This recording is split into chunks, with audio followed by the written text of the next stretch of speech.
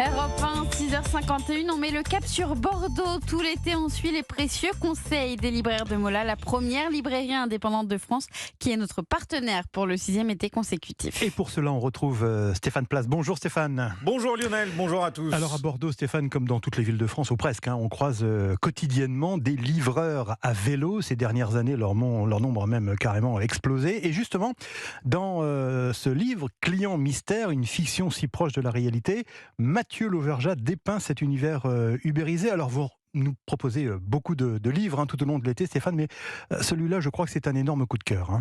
Oui, alors vous savez, quand un, puis deux, puis trois libraires vous parlent du même bouquin en vous disant qu'il faut le lire, c'est tout de même une indication à prendre en considération, surtout quand elle concerne un premier roman. C'est le cas de Client Mystère, que l'on doit à Mathieu Lauvergeat. L'histoire est celle de l'un de ces forçats à vélo que l'on croise dans nos rues, pédalant comme des dératés, lestés de sacs à dos énormes pour livrer sushi, pizza, wrap et autres burgers. Plus ces livreurs, pilotés à distance, ils reçoivent des commandes sur leur portable, font de livraison, des runs, plus ils gagnent de l'argent. C'est dans cette course folle, déshumanisée, qu'est engagé le narrateur, sans cesse évalué, devant cumuler les bonnes notes, les étoiles.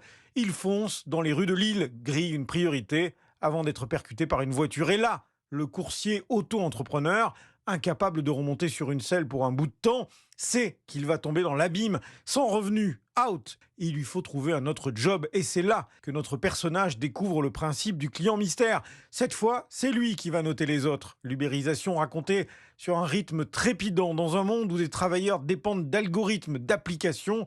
C'est ce que décrit brillamment Client Mystère, que Lucie Leroy, libraire chez Mola, a dévoré. Il s'agit de façon anonyme, incognito, aller dans des commerces, dans des services, pour poser certaines questions bien précises, évaluer l'entreprise, et une start-up le repère, et il va lui proposer de rester client mystère, mais de faire des missions plus importantes. Il va accepter jusqu'au jour où ça dérape. Obsession de l'évaluation permanente, de l'étoile, il se prend lui-même au piège. Un engrenage dans cette société de la note, et la deuxième partie du livre tire vers le roman noir à suspense. On sent vraiment que l'auteur, Mathieu Lauvergeat, veut coller à la réalité tout en soignant un style. Je me suis moi-même inscrit dans diverses applications de mystery shopping avec la géolocalisation de votre téléphone portable. Et il y a des missions qui surgissent comme un petit peu des pop-up à mesure que vous circulez sur la carte. Donc vous avez des gains infimes à empocher. C'est peut-être aller vérifier la mise en place d'un paquet de spaghettis qui est en promotion dans telle enseigne.